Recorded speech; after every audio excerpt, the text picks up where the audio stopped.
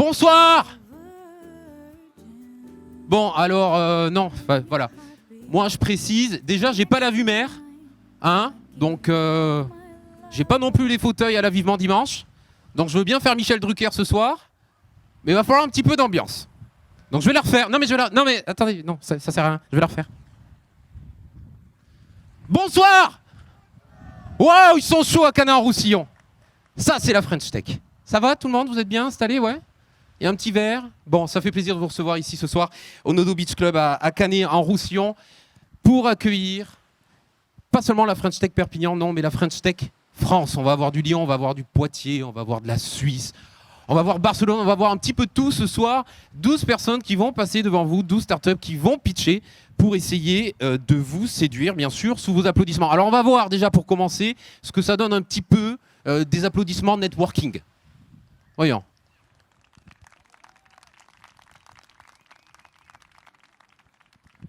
Ouais, c'est pas mal. Ouais. Ils ont fait beaucoup mieux à Toulouse la dernière fois, mais franchement, c'est pas mal. On va essayer de faire avec ça. Ce soir, 12 personnes. Alors, vous l'aurez remarqué, pas de train French Tech cette année. Je pense qu'on sait tous pourquoi. Un petit microbe chinois qui essaie de nous tuer, mais on est beaucoup plus fort que ça. Alors non, il n'y aura pas de train. En même temps, c'est dommage, c'était vachement bien. Ça permettait de laisser la femme, ça permettait de laisser le mari et les gosses pour aller dans un train. Cela joue un petit peu à la Agatha Christie. Hein, on va pas se le cacher, des juges qui cherchent le coupable de la meilleure entreprise. C'était quand même pas mal. Mais PMM, Perpignan, Métropole, Méditerranée, la French Tech, l'ADE ne se sont pas laissés abattre. Ils se sont dit, mais qu'est-ce qu'on a dans le département des Pyrénées-Orientales? Il y a tout en fait. Il y a la mer, il y a la montagne, il y a l'Espagne. Il y a un très beau littoral ici à Canet-en-Roussillon. Il y a des très beaux clubs de plage comme le Nodo Beach Club ce soir. Eh bien, on va monter une soirée qui s'appelle l'Escale au bord de l'eau. Bienvenue à vous. Je vais galérer ce soir avec le vent et les fiches. Ce soir, 12 jeunes hommes, 12 startups sont chauds comme la braise. Ils vont vous présenter le projet d'une vie parfois, bien abouti, c'est pas n'importe qui, face à des investisseurs qui sont présents ici ce soir. Vous pouvez lever la main? Un petit peu? Ouais, là-bas, ouais, super. Ouais. Là-bas, monsieur, oui, en blanc? Ouais, super. Dans quelques minutes, on va les accueillir sur scène. D'abord, les 6 premiers, ils auront 3 à 5 minutes pour vous convaincre. Mais avant ça, j'ai le plaisir de recevoir sur scène notre président, ici à Perpignan, le président de la French Tech, Emmanuel Stern. Qu'on peut applaudir, bien sûr. Ouh, c'est sportif tout ça. Bonsoir Loïc. Emmanuel, bonsoir, ça va? Je suis très impressionné par l'organisation de cette soirée. Je suis très content de recevoir tout le monde chez Nodo Beach Club. Je remercie Michel Nodo de nous accueillir. Je remercie tous les bénévoles de la French Tech qui ont travaillé comme des fous autour de Nicolas et de ses équipes. Je remercie le président de Perpignan Méditerranée qui est là pour nous soutenir autant moralement que financièrement pour la French Tech Perpignan. Et puis, je remercie le Covid de nous avoir... Oui, c'est plutôt pas mal. Hein. On est mieux que dans un train, quelque part. Alors, comme tu le sais, j'ai pas de fiche parce qu'il y a trop de vent, donc j'ai rien préparé. Tu vas peut-être pouvoir nous expliquer pour les invités, ceux qui ne connaîtraient pas spécialement le concept, le principe de la French Tech. Qu'est-ce que la French Tech pour la France, pour les Pyrénées-Orientales et les autres départements? Alors, la French Tech, c'est une marque qui a été inventée par la France pour se déplacer à l'étranger et pour, quand on se déplace à l'étranger, avoir une marque unique pour toutes les communautés d'entrepreneurs de la France. La French Tech, ça a été créé il y a 7 ans maintenant. C'était quelque chose qui était absolument pas connu. C'était quelque chose qui était presque secret, que la communauté startup connaissait un peu. Et puis, au fur et à mesure, il y a eu quelques belles réussites. Il y a eu Blablacar, il y a eu d'autres licornes françaises qui ont émergé. Et aujourd'hui, la French Tech, c'est la marque des startups de la France quand on se déplace depuis 4 ans avec la French Tech Perpignan à Las Vegas. Quand vous arrivez à Las Vegas, dans le hall des startups, il y a des centaines de stands French Tech qui sont animés par les communautés d'agglomération, qui sont animés par les régions. Et il y a tout l'écosystème français qui se dit, nous aussi, on peut conquérir le monde. Et en fait, je pense que la French Tech, c'est beaucoup d'énergie, beaucoup d'optimisme, et puis aussi une marque unique de la France qui permet de faire jaillir la France quand on se déplace ensemble. Et donc ça, c'est très très important. Cette French Tech, elle a permis à des entreprises, des startups ici locales de rayonner hors de nos frontières. La French Tech, c'est, je ne sais pas si vous avez vu hier, à la une des Échos, il y a Aircall, qui est un gros concurrent de Direct, qui vient de lever 120 millions pour conquérir l'Amérique. Et c'est une boîte qui est valorisée 1,4 milliard et qui a commencé dans un garage, je crois dans un coin près de Montpellier, et qui est en train d'exploser. La French Tech, c'est Swile, c'est l'entreprise de Montpellier qui a révolutionné les chèques restaurants. La French Tech, c'est toute l'énergie des incubateurs, des communautés qui rayonnent sous une seule marque.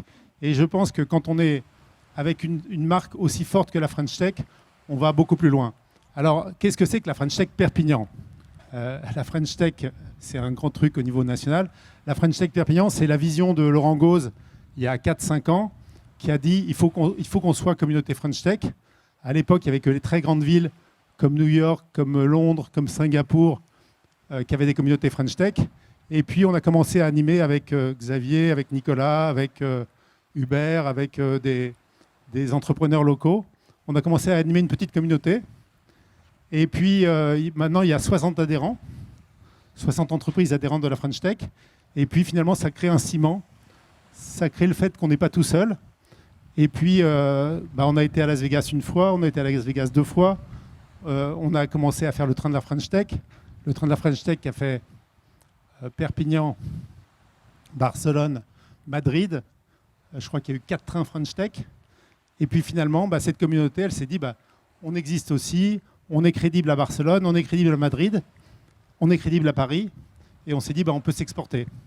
Et cette année, Nicolas a eu l'idée de dire toute cette communauté, on va la faire venir à Perpignan.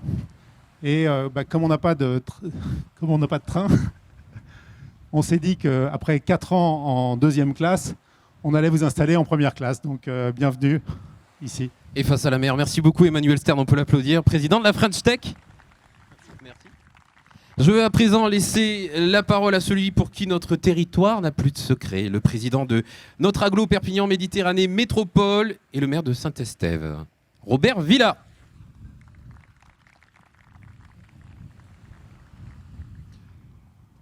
Bonsoir Robert Villa. Bonsoir Loïc. Vous êtes bien ici? Ah, je suis bien. On est heureux. À Canet-en-Roussillon, sur le littoral de l'agglo, on est très très bien. On est fiers, on met en avant la métropole, l'agglo, la ville et nos entreprises locales ce soir. On met surtout en avant nos entreprises locales et l'économie locale et notre territoire local. Je crois que c'est important et ça a été un des axes de mon mandat et de ma volonté, c'est de remettre l'économie au cœur de nos actions au quotidien, refaire prendre conscience à l'ensemble de nos concitoyens, bien que notre territoire a énormément d'atouts, énormément d'arguments, qu'il faut savoir le faire vendre, le communiquer, que nous avons énormément de pépites ici également sur ce territoire. Et pour cela, tout naturellement, la communauté urbaine s'associe. Et ce soir, à la French Tech Perpignan, pour organiser cette escale au bord de l'eau, mais s'associe à des nombreux projets qui vont voir le jour. Et je pense notamment dans 2 jours à celui que porte la communauté urbaine et l'agence de développement économique, dont cette première cyclotourisme qui va voir le jour et qui sera, là aussi, on l'espère, un événement phare dans l'avenir pour notre territoire. Elle est importante, cette French Tech, pour le développement du territoire des Pyrénées-Orientales? Bien sûr, c'est un vecteur essentiel. Il y a des investisseurs qui sont là, présents, nombreux ce soir, donc qui eux-mêmes, et lorsque les investisseurs trouvent un intérêt à venir soutenir des startups locales, et aujourd'hui avec plusieurs invités, même nos amis suisses qui sont là. Alors peut-être on vous laissera gagner ce soir, mais lundi, ça sera un petit peu plus difficile, peut-être avec l'équipe de France, mais tout l'intérêt est là de venir soutenir tous ceux qui ont envie de faire quelque chose pour l'économie, tous ceux qui ont des idées, et naturellement, c'est le rôle aussi des politiques d'être présents et d'accompagner l'économie localement. Est-ce que vous attendez à voir des pépites ce soir sur scène? Je l'espère. Il y a plusieurs fois lors des fameux trains qui j'ai jamais eu l'occasion d'aller, mais qui ont fait le Paris-Barcelone-Madrid, il y a des pépites qui sont nées, il y a des pépites qui sont nées, qui ont explosé à travers le salon de Las Vegas. Donc pourquoi pas ce soir, mais là, moi, j'aurais pas toutes les cartes en main. C'est plutôt les investisseurs et les startups qui, si elles pitchent bien, si elles arrivent à convaincre, eh bien, je pense qu'elles auront un bel avenir et je leur souhaite à tous. Merci beaucoup Robert Villa pour Merci. votre présence et votre implication dans la French Tech. Dans un instant, les premiers pitchers. Oui, on peut l'applaudir.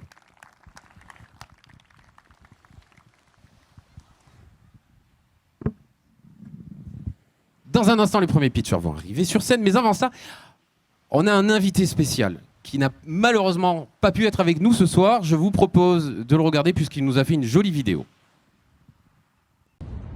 Bonjour à toutes et à tous. Alors je crois que vous vous réunissez pour un petit séminaire de travail cette semaine et c'était important pour moi de vous adresser quelques messages. Alors comme vous le voyez, je le fais depuis la Corée du Sud, ce qui est un petit peu loin de Perpignan et de l'Occitanie, mais ça me semblait important de prendre 2 minutes. D'abord pour vous dire que on compte beaucoup sur vous.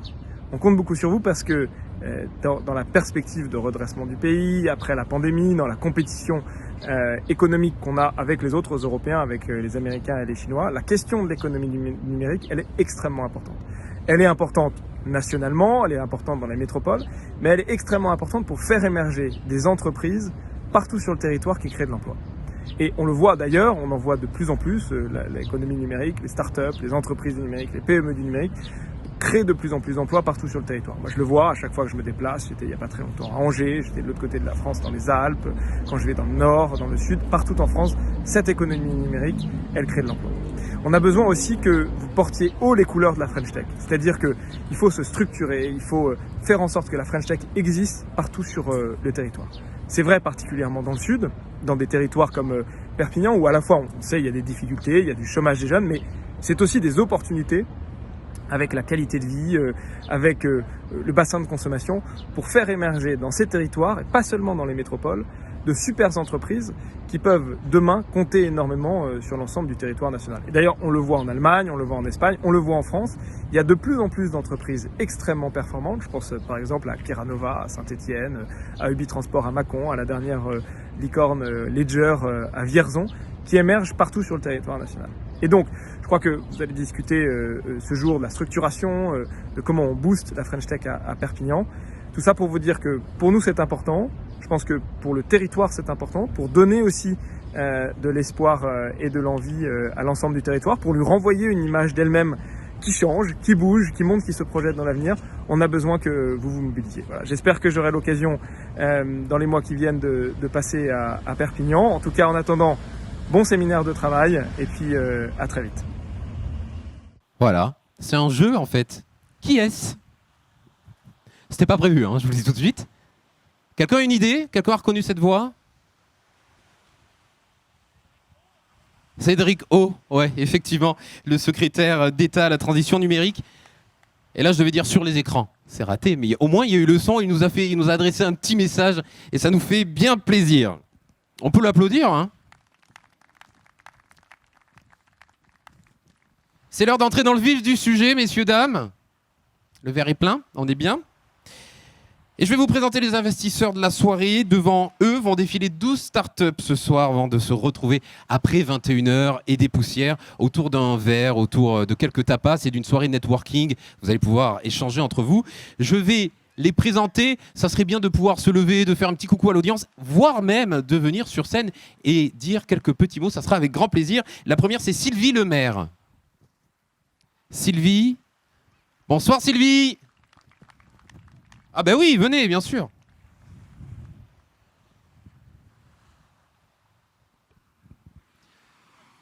C'est pas tous les jours qu'on parle devant la Méditerranée, hein? Comment ça va? Bien, merci. Vous êtes bien? Allez, Merci de dites-nous votre tout. accueil. Avec grand plaisir. Merci à vous d'être venus ce soir ici à cette escale au bord de l'eau, Nodo Beach Club. On est bien. Sylvie, dites-nous un peu tout, votre vie, votre œuvre. Alors, ma vie, je suis française de naissance, mais barcelonaise d'adoption. Et à Barcelone, il y a 3 ans, j'ai co-créé avec des femmes professionnelles de high profile. On a créé un club d'investissement avec 3 objectifs. Le premier, c'est qu'il y ait plus de femmes business angels, il y en a très peu. Le deuxième, c'est que les femmes entrepreneuses aient un accès plus facile au financement. Et le troisième, c'est qu'il y ait plus de femmes entrepreneuses dans le STEAM. Sciences, bon, vous savez ce que c'est. Et donc on est 124 membres. Et je suis ici pour voir si je trouve une pépite créée par une femme dans le tech et qui ait déjà un peu de facturation et qui puisse donc rentrer dans notre due diligence. Merci beaucoup Sylvie Lemaire, c'était très clair. À tout à l'heure, prenez place. On va continuer avec Sébastien Doat. Sébastien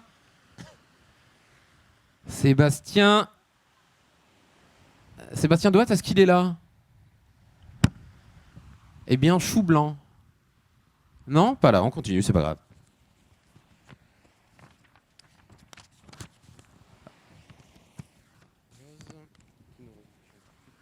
On a Éric Barbier également. Éric, bonsoir, vous me rejoignez pour un petit mot? Allez.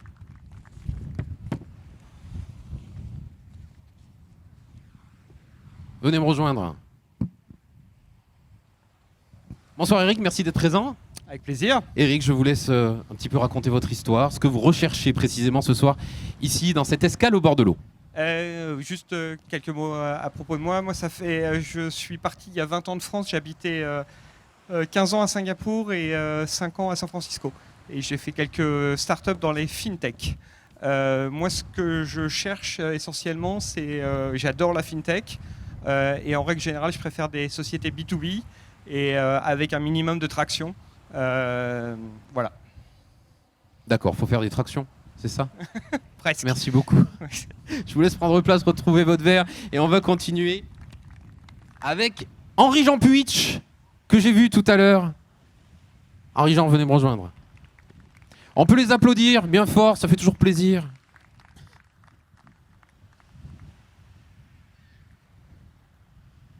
La démarche assurée, il dompte le sable.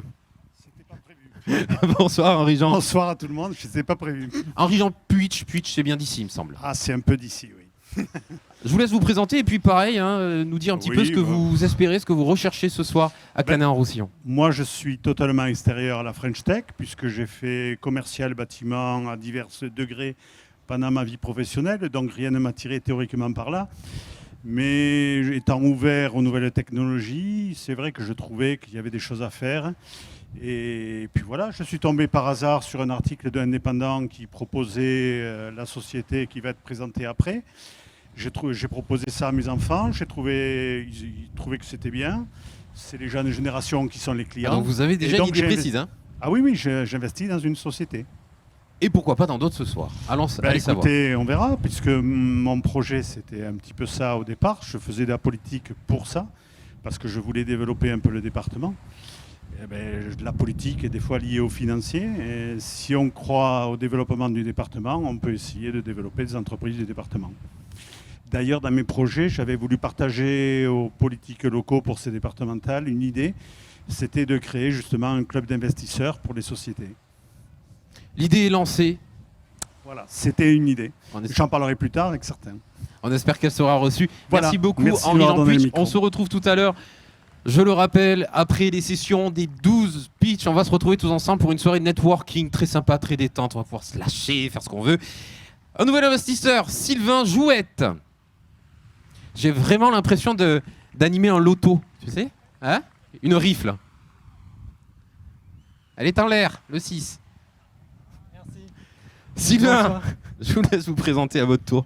Alors nous sommes, j'interviens au nom des Cigales. Alors peut-être que c'est un acronyme un petit peu inconnu pour vous tous. Ce sont des clubs d'investisseurs solidaires. Donc en fait, on est des clubs de citoyens. On est 15-20 à mettre un petit peu d'argent chaque mois pour faire une cagnotte. Et puis on cherche du coup des fourmis pour développer un petit peu les entreprises locales, créer de l'emploi. Et comme ça a été dit, il peut y avoir des pépites aussi ici, pas forcément dans les villes. Ça peut être aussi sur tout le territoire du département. Donc nous sommes basés à Collioure. Il y a une autre cigale qui est à Magnoux-sur-Mer, qui est sur l'économie bleue. Et on est en train de développer l'association régionale des cigales d'Occitanie pour, si vous souhaitez vous aussi, en tant que citoyen, développer des cigales un petit peu partout. N'hésitez pas, on est là et on pourra vous montrer comment ça fonctionne. Vous pourrez en parler avec Sylvain lors du pot tout à l'heure. Sylvain, vous êtes déjà renseigné un petit peu sur les pitchers ce soir. Il y a quelque chose qui vous attire en particulier ou vous vous laissez porter? Nous, en fait, effectivement, on est preneur un petit peu de tous les bons projets. Donc, il y a pas... On est sur la création d'emplois, c'est ce qui nous intéresse, et puis que ça reste sur le territoire. Allez, on se laisse porter. Un petit peu bohème, c'est important. Merci beaucoup, Sylvain. Le prochain investisseur, on peut l'applaudir, Louis Zumelzu. Ah, c'est la même. Ah, dommage, je l'avais noté. On va donc dans ce cas-là parler à Laurent Gauze, qui vient d'arriver, il me semble. Ils sont pas mouvants. Ça va et vous? Investisseur de PRI, non? Exactement. Ah, voilà. Investisseur, voire même client. Peut-être, pourquoi pas? Oui, on peut tout faire. Non, je prends la parole au nom de PRI, Pyrénées Roussillon Investissement, mais je pense qu'il y a beaucoup de start-up et de vous tous qui le connaissez. C'est un fonds qui est départemental.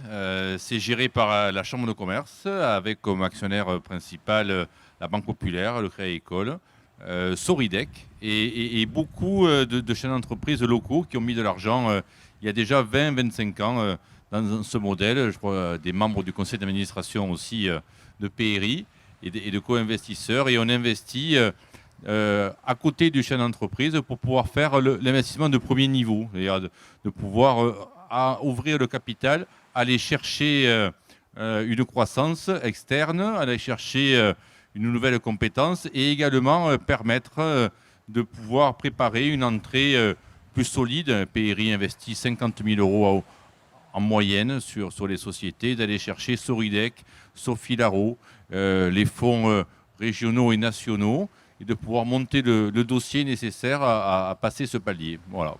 Merci. Donc on sera ravis de pouvoir accompagner, comme on l'a fait jusqu'à présent, les sociétés perpignanaises et des Pyrénées-Orientales qui veulent continuer à se développer. Merci Laurent. Le mot de la fin sera pour vous. De toute façon, je vous laisse vous installer et apprécier ce qui va se passer là d'ici quelques petites secondes. Le temps que je pose ça. On peut l'applaudir en attendant.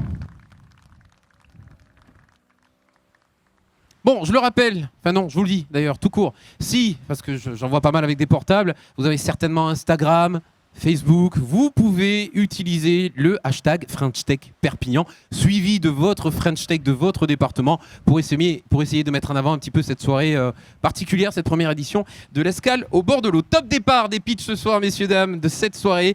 Prenez place, petit Virgin Morito, quelques cacahuètes, on va être bien. Pendant que Thomas Miralles va se lever pour venir me rejoindre et nous présenter le premier pitch de la soirée. Il va nous présenter Passeprêt, une application qui matérialise le budget des achats maximum, des budgets maximum des clients sous forme de QR code. Tout un programme. Thomas, bonsoir. Bonsoir Loïc, merci. Comment ça va? Ça va pas trop mal pour l'instant. Ouais, en forme? Ouais, en forme. Ah, t'as la chance d'avoir le public pour toi avec encore un petit peu de soleil. Regarde cette Méditerranée. On est bien quand même ici. Hein. Si tu tiens 5 minutes, on va se baigner. Chaud? Attention. Hein. Tiens moins. Je te laisse, c'est parti. Tu as entre 3 et 5 minutes. Merci beaucoup. Pour pitcher. Donc en fait voilà, donc moi je suis là pour vous présenter Passeprêt. On est un peu entre la fintech et la proptech, surtout accès B2B. Pour vous résumer, moi ça va faire 7 ans que je suis courtier en prêt immobilier et je suis parti du constat que le process actuel pour les acquéreurs, c'est de d'abord visiter un bien, puis ensuite faire l'étude de financement. Et ça crée pas mal de surprises. Il y a 63% des agents immobiliers qui ont été confrontés à une non-signature de compromis en raison d'un problème de financement, ce qui a amené 25% des projets à être annulés en 2020. Donc en fait, notre solution est d'inciter les prospects acquéreurs pour leurs biens immobiliers à calculer en amont le budget auquel ils ont droit par des partenaires de confiance qui sont des courtiers en prêt immobilier ou des banquiers. Ensuite, nous le matérialisons sous forme d'un QR code. Puis, du coup, le client va en agence immobilière avec ce QR code. Il le présente avant de visiter. L'agent immobilier scanne le QR code, indique le montant du bien que la personne souhaite visiter et il sait en temps réel si oui ou non le financement est éligible pour ce bien-là. Donc voilà, notre modèle économique est surtout axé sur du B2B. Donc on propose des abonnements à des agents immobiliers, à des courtiers en prêt immobilier. Là, on va lancer un pilote avec une banque qui souhaite matérialiser justement les simulations qu'elles font à leurs clients, donc du coup sous forme de QR code. Et le bénéfice qu'elles ont, donc les banques et les courtiers, c'est qu'elles sont informées à chaque fois que leur client va visiter un bien, à faire de la rétention et de la fidélisation auprès de leurs clients, ce qui est un gros challenge en 2021 pour les banques. Donc voilà, si vous avez des questions, je serai ravi d'y répondre.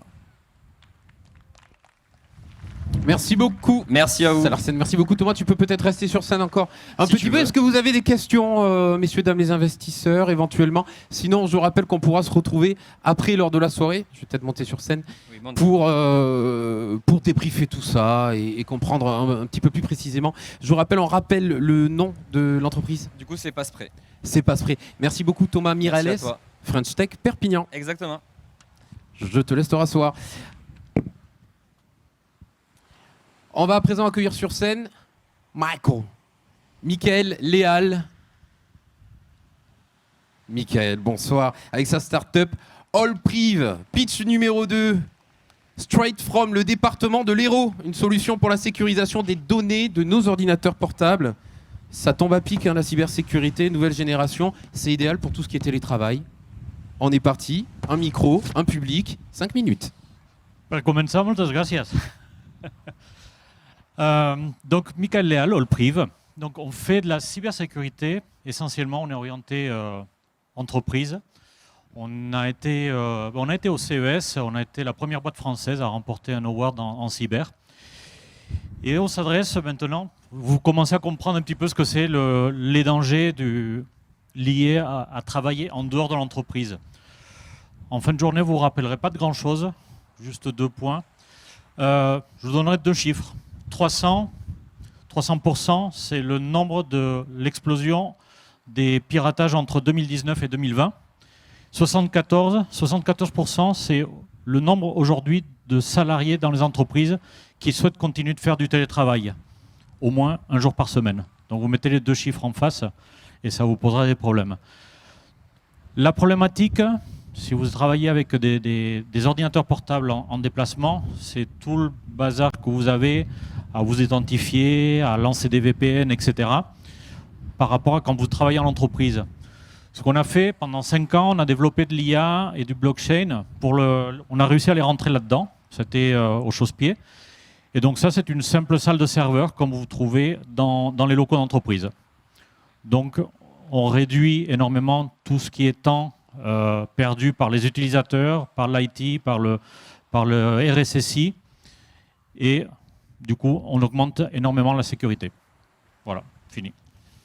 Merci beaucoup. C'est une solution qui est quand même plug and play pour l'utilisateur. Par exemple, moi je suis une vraie brêle en informatique. Si je viens à travailler de chez moi, j'ai juste cette clé à brancher sur l'ordinateur du bureau et basta? Pas si simple que ça. Dès le premier jour où on a présenté au CES, on a eu énorme traction pour des boîtes essentiellement américaines. Aujourd'hui, 90% de notre traction est des boîtes américaines avec plus de 60 000 postes. Et donc aujourd'hui, on est en train de se déployer sur les États-Unis. Et donc là, aujourd'hui, non, c'est pas de ce côté, c'est côté de l'Atlantique. On est en train de se déployer à partir de la fin de l'été sur les États-Unis pour l'attraction des grands comptes américains. Merci beaucoup, voilà. Michael Léal, on peut l'applaudir.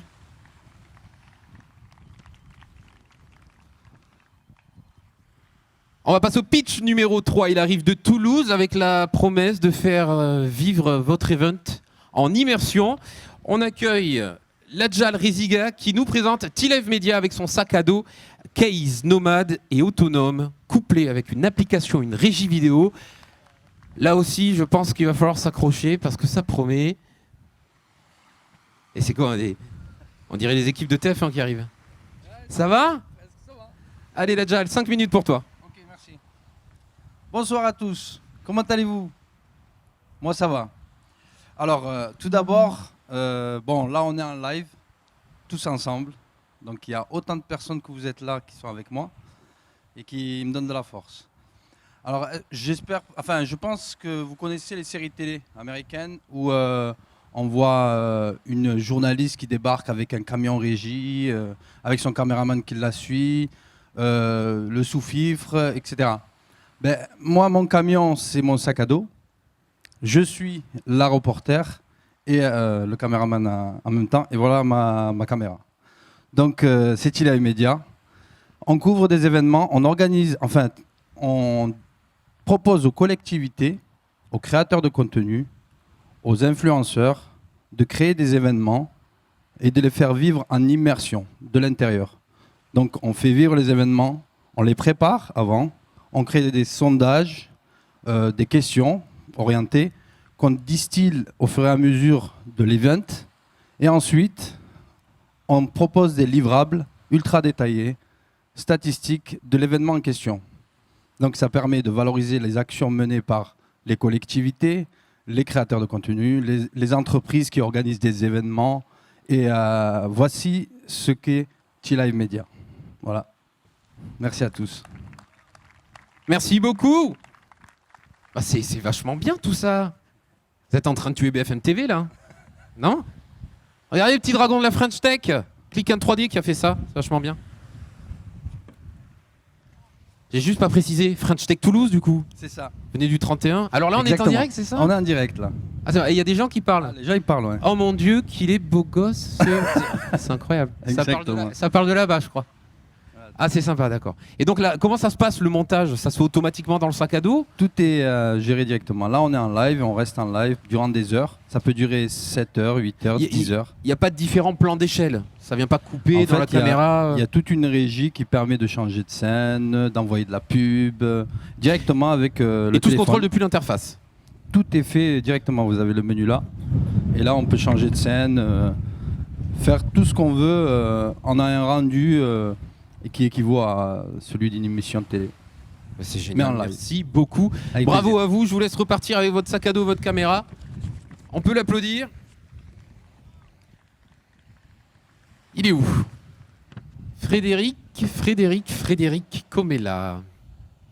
Où est-il? Ah bah il est en train de picoler. Hein? Atex, c'est l'acteur clé de la réussite SVOD, live, replay, VOD. Si vous ne savez pas ce que ça veut dire, eh bien il arrive, il va vous expliquer. Création de plateforme internationale,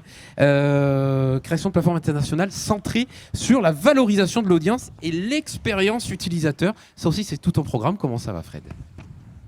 Très bien, et c'est un plaisir de te voir, et c'est un plaisir de vous voir à vous tous. Fred, c'est parti, 3 à 5 minutes au choix. Franchement, tu ne fais pas un cadeau, t'as vu comment t'as expliqué ça? Ah bah t'es là pour pitcher mon grand. Il faut que je comprenne. Bonjour à vous tous, je suis Frédéric Comella, donc un des 2 cofondateurs de la société Hitex. Le deuxième cofondateur est une cofondatrice, c'est lui. Donc la société Hitex, c'est une société qui est née il y a bientôt 3 ans. On est aujourd'hui à 23 salariés, on va être 50 salariés à la fin de l'année. Et on vit un succès qui est assez fou. Le succès, il est simplement dû au fait que globalement, les médias ils changent. Le cycle des médias, la presse papier, la radio, la télévision. Il y a eu un nouvel événement qui est, on va dire, Netflix. Bon, je pense que je ne vais pas demander qui est abonné à Netflix ou qui est abonné à Amazon Prime.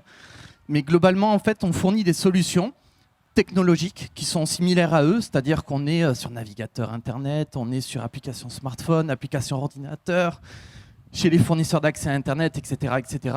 Et en fait, notre mission, c'est d'accompagner des entreprises qui vont vouloir du coup faire émerger des solutions par abonnement pour faire consommer de la vidéo autour de leurs audiences.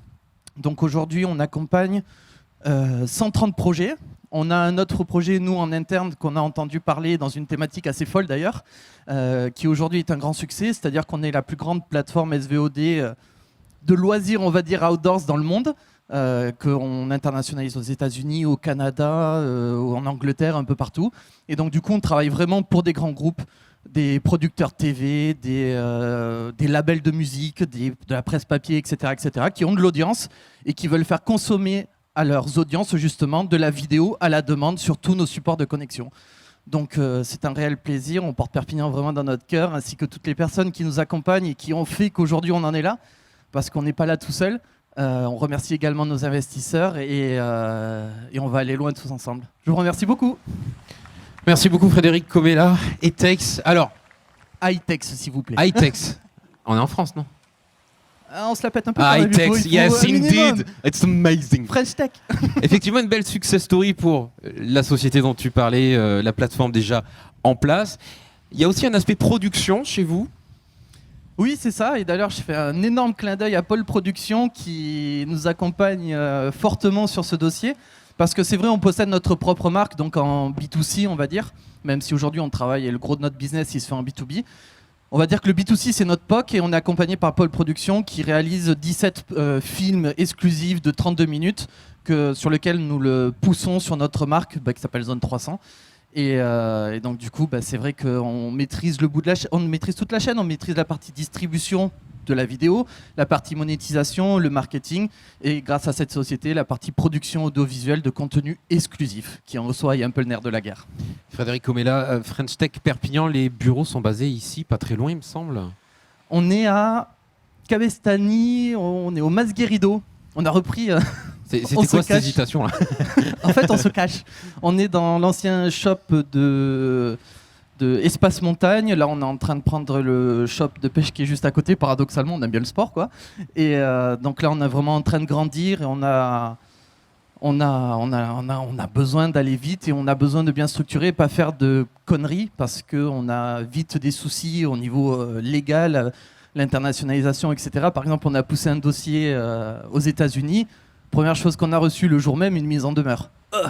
Donc on se rend compte qu'on commence à se frotter à des gros et que ça va aller et que tout va bien se passer. Mais il faut garder la tête sur les épaules, il faut rester construit et aller dans le bon sens et avoir du cœur. C'est notre grosse lettre de motivation. C'est très beau, merci beaucoup Frédéric. On va bientôt se retrouver déjà pour débriefer les 6 premiers pitchers autour d'un verre, autour de quelques tapas. Ça fait plaisir. Pitch numéro 5, il nous vient de Suisse. Il a fait le déplacement jusqu'à Canet-en-Roussillon. C'est notre prochain pitcher, il s'appelle Nicolas Delorme. Il va nous présenter sa start-up Neofa, enfin une réelle alternative au conseil financier de votre banque. Ah, mais pourtant ce n'est pas une banque. Mais c'est quoi? C'est quoi Neofa? French Tech Suisse, du coup. Exactement. Je te laisse le micro, 5 minutes. Bonsoir à toutes et à tous. Merci de m'accueillir ce soir. Alors oui, French Tech Suisse, très original. On va parler de banque et finance, hein, ça c'est forcément. Je suis un ancien banquier. J'ai travaillé pendant plus de 10 ans pour une banque privée suisse qui s'appelle Lombard-Odier. J'ai construit pour eux notamment un business de plus d'1 milliard d'actifs en Asie, où j'ai vécu pendant 5 ans.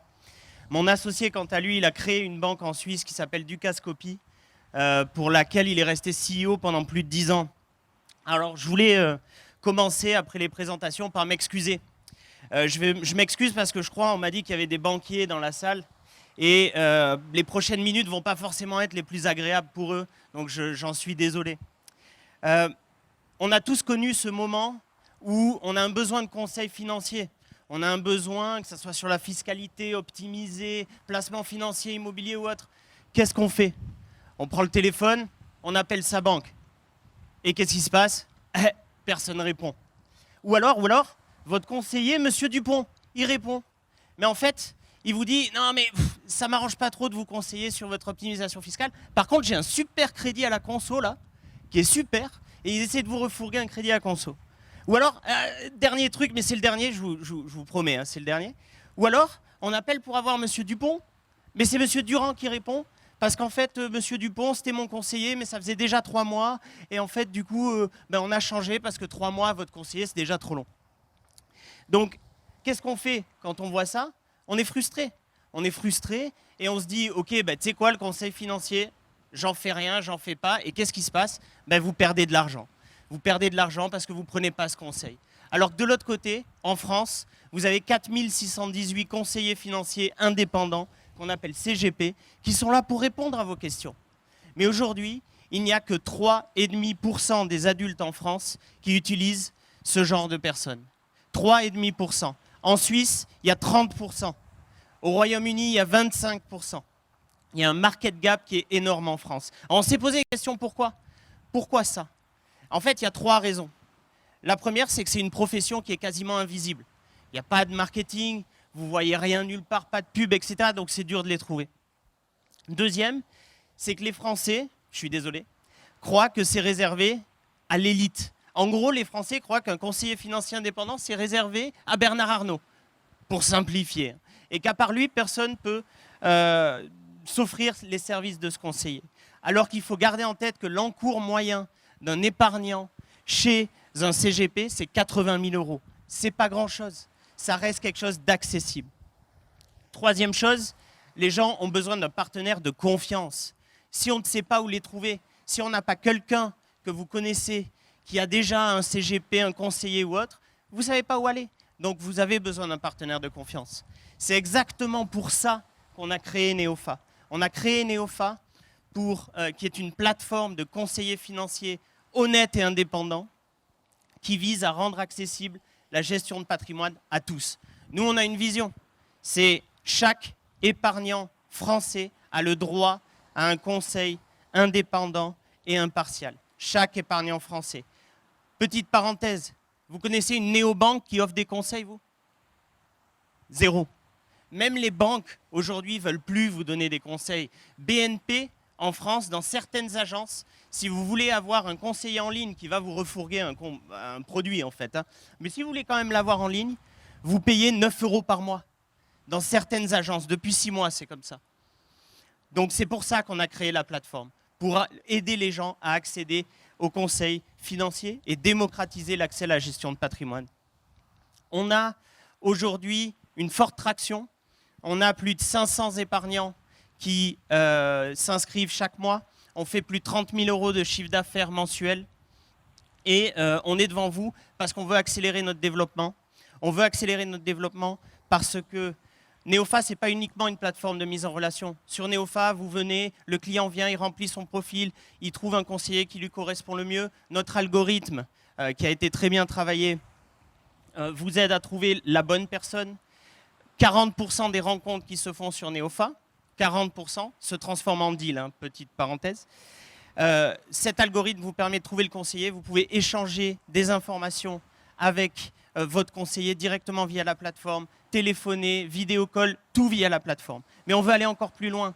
On va connecter des API à tous les prestataires de services financiers pour que depuis Neofa, vous puissiez également ouvrir des comptes en banque, souscrire à des assurances vie, placer de l'argent dans différents placements financiers.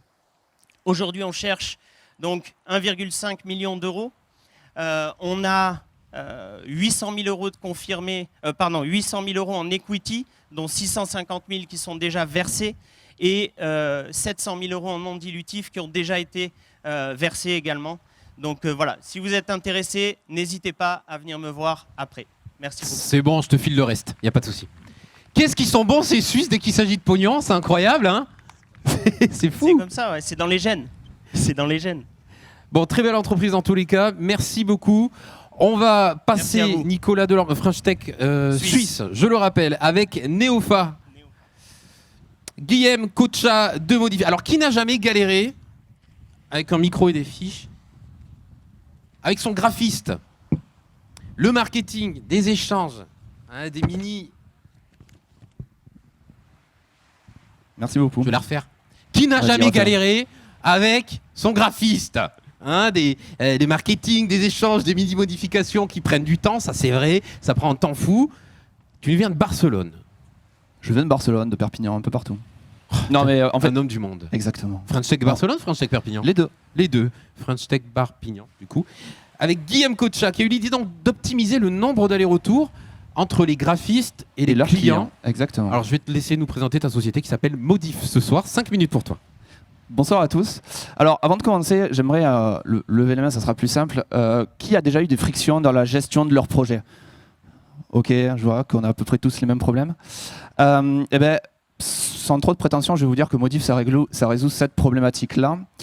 Alors vous allez me dire, ok, encore un gars avec une nouvelle app de gestion de projet. Et c'est à peu près le cas. Sauf que nous, on va se focaliser sur les graphistes indépendants en remote qui travaillent avec des très petites entreprises. Typiquement, un restaurateur, un coiffeur ou d'autres indépendants. Mais avant de commencer, j'aimerais du coup me présenter et présenter le parcours qui m'a amené devant vous ce soir. Donc, je m'appelle Guillaume, je suis donc designer, mentor et entrepreneur, et c'est avec cette casquette-là que je viens vous voir ce soir. Depuis 2015, je travaille en freelance avec des clients, et j'ai quand même pu identifier 3 problématiques majeures dans le cadre de la gestion de mes projets. La première, c'est qu'on a une perte de temps qui est massive dans la gestion de la relation entre le graphiste et le client. Grosso modo, on a à peu près entre 30 et 20% de friction, le temps de friction que représente cette perte. Et forcément, ça induit une charge mentale, une charge émotionnelle qui est très lourde côté graphiste, parce que d'une part, il va commencer à se remettre en cause ses compétences, ses capacités, il va baisser en termes de motivation, il va baisser aussi en termes de créativité. Et in fine, forcément, ça va impliquer une dégradation qui est forte dans la relation commerciale entre le freelance et son client. D'une part, il y a une perte de légitimité de la part du graphiste, et puis d'autre part, il y a fondamentalement une augmentation des coûts. Alors concrètement, Modif, c'est quoi? C'est vous prenez un Google Drive, vous ajoutez un Slack et vous avez Modif. Alors notre mission, elle est simple. D'un côté, on va optimiser pour le graphiste son workflow, c'est-à-dire qu'on va plugger Modif aux API de Adobe, Sketch, Figma et toutes les applications créatives. Et on va de l'autre côté optimiser on va dire les allers-retours du client. On va essayer de faciliter les retours côté client. Alors, prenons par exemple un exemple. On a un YouTuber qui fait des milliards de vues et il a besoin de refaire ses vidéos, c'est les miniatures de ses vidéos YouTube. On a le graphiste du coup qui va commencer à préparer ses visuels. Il va créer un projet, il va intégrer ses visuels dans le projet et il va le partager via un lien à donc du coup au YouTuber. Et le YouTuber pourra venir commenter avec un système d'épingles. Alors il pourra dire tiens voilà, là tu peux me refaire ça, là tu peux me refaire ça. Il va pouvoir aussi enrichir ce commentaire avec un système d'images, il pourra rajouter des liens, il pourra rajouter des sites, il pourra aussi même dessiner un petit peu sur le visuel. Alors vous allez me dire, ok, il y a déjà des applications qui existent, on pense notamment à Zeppelin, Markup, Abstract ou InVision. Je ne veux pas dire, la principale limite là-dedans, c'est qu'il y a une barrière à l'entrée qui est fondamentale, notamment dans le cadre où on parle des petites entreprises. Un restaurateur a juste pas le temps en fait de sign up, enfin de s'inscrire sur Abstract, de regarder, de commenter. Et puis ensuite, c'est que ces applications-là sont fondamentalement basées sur le web, sur le digital. Et nous, on pense fondamentalement que quand même tout ce qui concerne l'identité visuelle, le branding et même le print risque quand même de perdurer.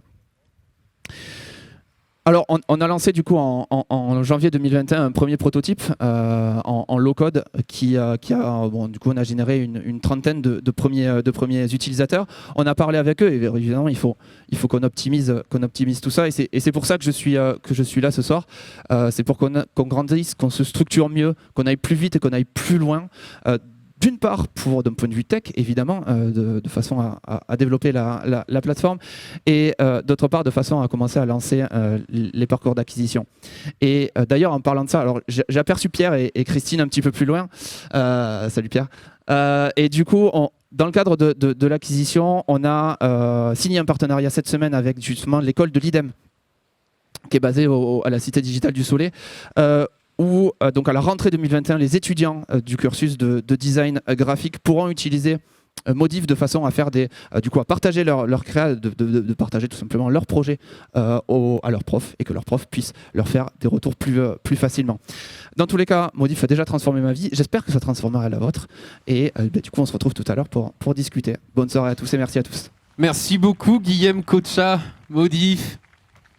Tout se passe bien, ça s'adresse autant aux petits qu'aux gros? Non, on se focalise sur les petits, mais j'espère qu'on ira voir les gros. Ouais. Je te laisse retourner. Merci, Luc. À ta place, avec grand plaisir. J'ai une bonne nouvelle pour vous. Vous êtes là? Tout va bien? On peut l'applaudir? On peut applaudir les 6 d'ailleurs qui viennent de passer. Vous êtes mignons. C'est l'heure de la pause. 5 minutes pour aller se rafraîchir, chercher un petit verre, avant de revenir ici en face de la Méditerranée à Canet-en-Roussillon pour cette escale au bord de l'eau avec les 6 prochains pitchers. D'ailleurs, en parlant des prochains pitchers, prenez un petit verre, rassemblez-vous de ce côté-là, où vous êtes, et ça sera à vous. 5 minutes, on se retrouve à Écart.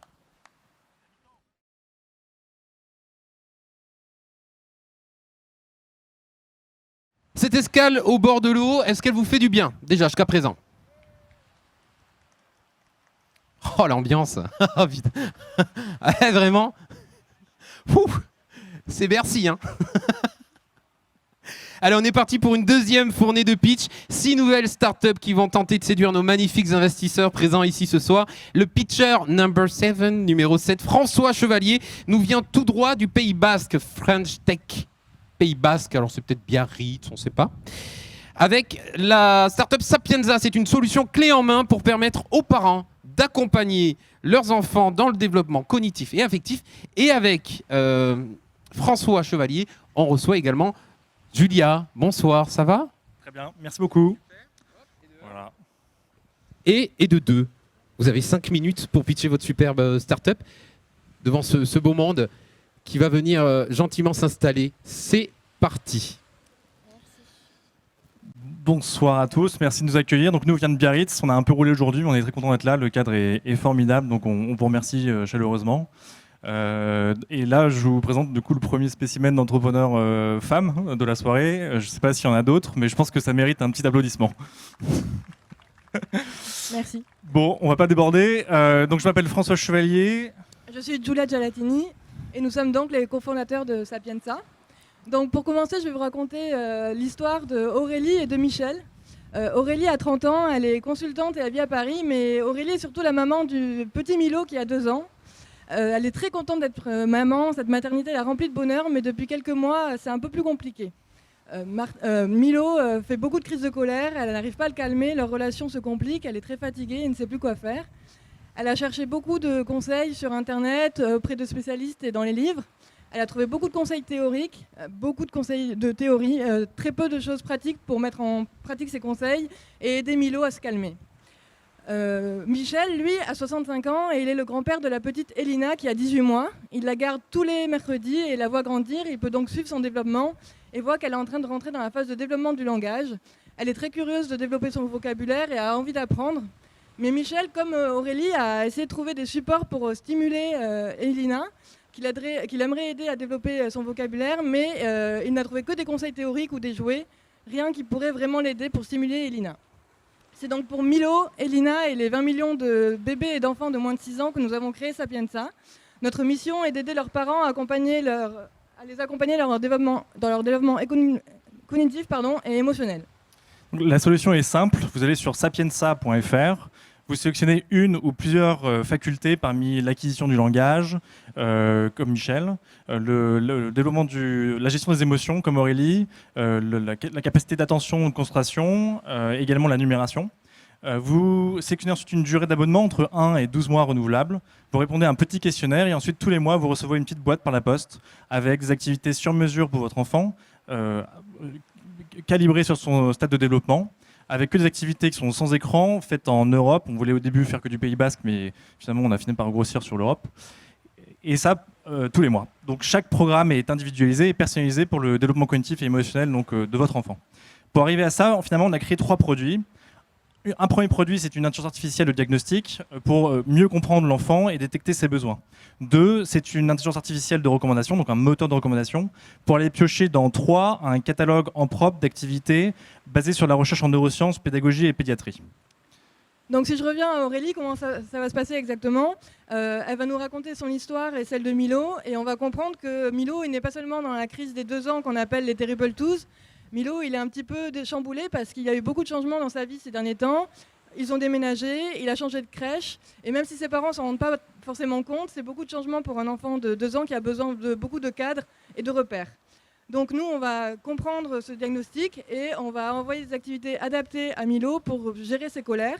Le premier, ça va être un petit planning de routine magnétique sur lequel Aurélie va pouvoir lui montrer ses journées, comment elles vont se passer, quelles activités va faire Milo, dans quel ordre et avec qui. Et la deuxième activité, ça va être un petit thermomètre de la colère qui va permettre à Milo de comprendre ce qu'est la colère et comment il peut se calmer. Aurélie va pouvoir faire ses activités avec Milo et tous les deux vont pouvoir comprendre cette colère et la calmer. Donc finalement, pour construire ces produits et ces services, on a d'abord créé une équipe unique avec des experts de tout type, des neuroscientifiques, des experts en IA comme Julia et moi, mais également des pédiatres, des psychologues, des orthophonistes, des psychomotriciens et des designers évidemment pour concevoir certaines activités. Sapienza finalement aussi depuis le début de la commercialisation, donc depuis à peu près 6 mois, c'est à peu près un peu plus de 10 000 membres à travers le monde. C'est 80% d'upsell rate, 94% de satisfaction client et déjà plus de 5 partenariats, notamment avec des spécialistes de la petite enfance. Donc merci pour votre écoute. On sera dans le coin du coup pour en parler. On vient de loin, donc n'hésitez pas, on ne sera pas tous les jours ici. Et sinon, pour nous contacter par email, c'est françois@sapienza.fr. Merci beaucoup. Merci. Merci à vous, vous venez de loin et par tous les chemins. Mais avec plaisir. Vous reviendrez ici. Avec certainement. plaisir. En tout Moi cas, j'ai juste une petite question. Qui c'est qui élabore les programmes qu'on va recevoir en les fait, clients? C'est l'équipe dans son intégralité. Donc en fait, il y a, comme on l'a expliqué, il y a d'abord des activités qu'on développe et ensuite on a élaboré un modèle de matching pour finalement mettre en phase une série d'activités avec un enfant qui a un profil du coup particulier pour l'accompagner au mieux sur une problématique donnée. Merci beaucoup à vous deux. Merci pour la French Tech Pays Basque. On peut les applaudir s'il vous plaît.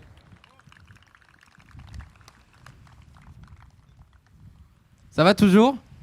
Vous avez le verre plein? Le ventre aussi? Pas encore? Oui, on dit oui là-bas. Bon, ça va, on va continuer. Il y a pas mal de choses, c'est vrai, qui coûtent cher, qui coûtent même un bras dans la vie. Une belle voiture, la taxe foncière, les couches, les pampers. J'ai pas de gosse, mais j'ai vu ça la dernière fois au supermarché, ça vaut un bras, c'est hallucinant. Et Fortnite. Est-ce que vous connaissez Fortnite? Ouais? Ça vous parle ou pas? Ouais, bon, on me dit oui, d'accord. Surtout quand les gosses veulent acheter des petits accessoires là pour être les plus beaux gosses du jeu. Bah, c'est à ce moment-là qu'en fait que Nassim Nini intervient. Il a créé Winner et il va vous expliquer comment vous allez pouvoir faire des économies sur Internet grâce à sa plateforme. Bonsoir Nassim. Bonsoir. Merci. Même principe que pour tous les autres. Ok, parfait. Tu as 5 minutes pour pitcher ton projet, Winner, sur scène. Ça marche. Alors, bonjour à tous, je m'appelle Nassim Nini, je suis le CEO et cofondateur de Winner.gg. Alors, ce qu'on fait chez Winner, c'est de rendre ludique et interactive l'expérience d'achat en ligne pour la génération des millennials. Les millennials, c'est les jeunes qui ont entre 15 et 30 ans, qui jouent beaucoup aux jeux vidéo et qui dépensent énormément sur Internet. Alors, est-ce que vous connaissez Fortnite? C'était une très belle intro parce que c'était mon intro aussi. Ça vous parle Fortnite ou pas? Pour ceux qui ne savent pas, Fortnite, c'est un jeu gratuit qui génère 300 millions d'euros de chiffre d'affaires par mois. Et on se demande comment on arrive à générer 300 millions d'euros de chiffre d'affaires par mois avec un jeu. En vendant des habits dans le jeu.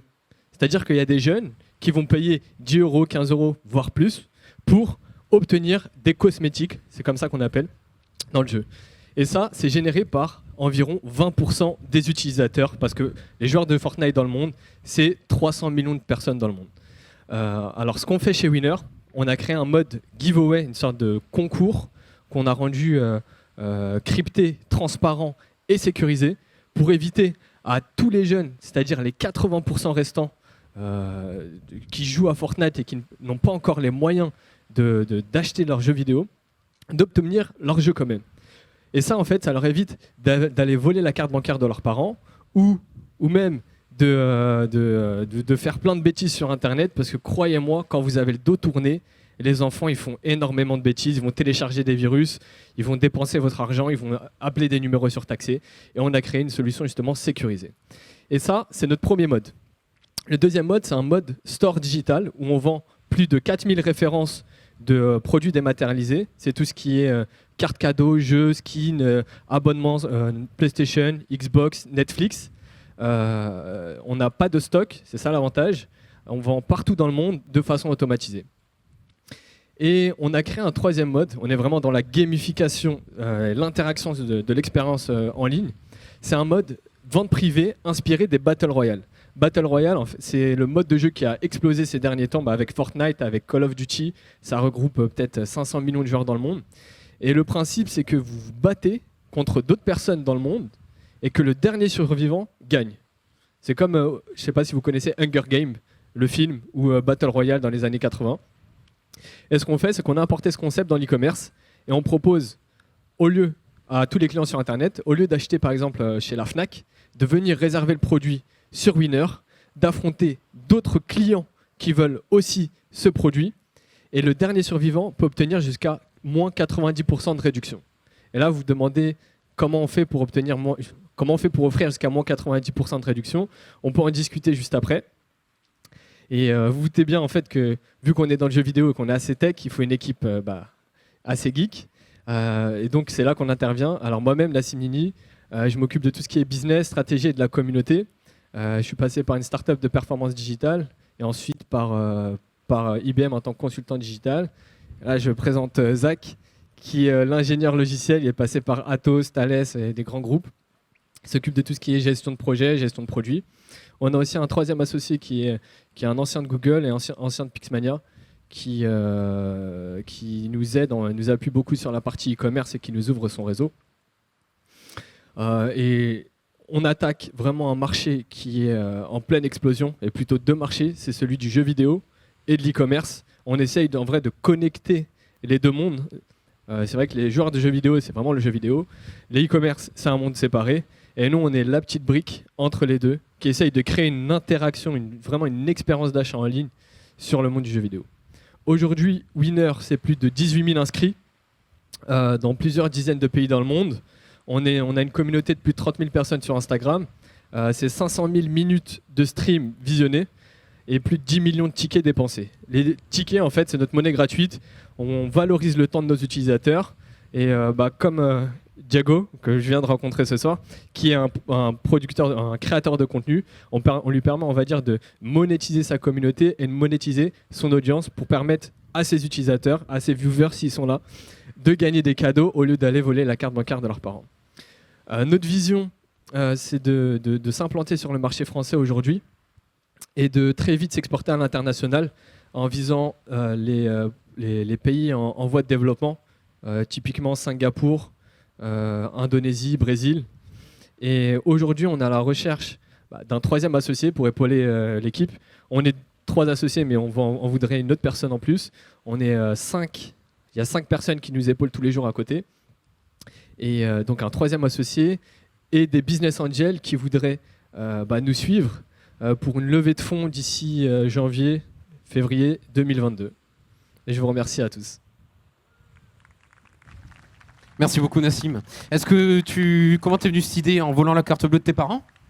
Pas moi. En fait, j'ai connu ce problème, mais quand j'étais plus jeune, en fait, il y avait pas mal d'amis qui le faisaient. Et encore aujourd'hui, j'ai des petits cousins où, quand je parle à des parents, ils me disent oui, mon enfant, hier, on a rencontré un business angel, il m'a dit je comprends, mon fils a dépensé 300 € avec ma carte bancaire sur Fortnite. Pour acheter des choses qui n'existent pas, du virtuel. Pour acheter des habits virtuels. Mais en fait, si on n'est pas dans le monde du jeu vidéo, on comprend pas. On comprend pas. Et c'est on va dire, notre force et la barrière à l'entrée, c'est que vu qu'on a grandi dedans, nous, on est des gamers qui aident des gamers, on connaît leur code, alors qu'une personne, à dire qui se connaît pas, c'est... Combien tu as dépensé dans Fortnite?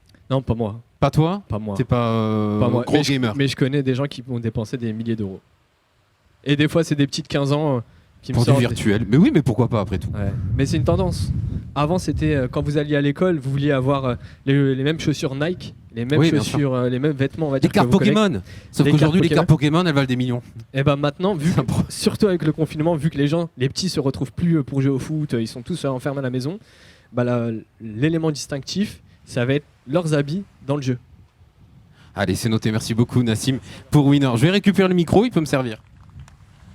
Merci beaucoup, je te laisse rejoindre l'audience, tu vas pouvoir ensuite partager tout ça avec tous les gamers qu'il y a dans l'audience, je le sens. Après les jeux vidéo, et si on se reposait un petit peu le cerveau, pourquoi pas, avec un peu de lecture, François Delporte a créé la première plateforme de lecture en streaming avec un contenu 100% digital. Ça s'appelle Rocambole, il arrive sur scène. Bonsoir François, on peut l'applaudir s'il vous plaît. Comment ça va? Plutôt bien. Tu nous viens d'où? Avec ce cadre, difficile de faire mieux. Ah oui, c'est vrai, oui. Ouais. On pourrait avoir de la flotte, par exemple. Ouais, ça serait marrant. Peut-être après, ouais. Tu nous viens d'où? Alors Avignon, nous on est French Tech Avignon. Avignon, Vaucluse donc. Tout à fait. Méditerranée toujours, bienvenue. Merci. On va te laisser parler pendant 5 minutes de Rocambole et de cette lecture 100% digitale et originale. Top.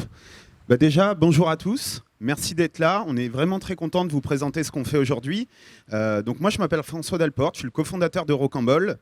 Rocambole, c'est une histoire, c'est une rencontre. Celle de Camille Pichon, ma cofondatrice, et moi-même. Camille Pichon, qui venait plutôt de la littérature, l'édition numérique.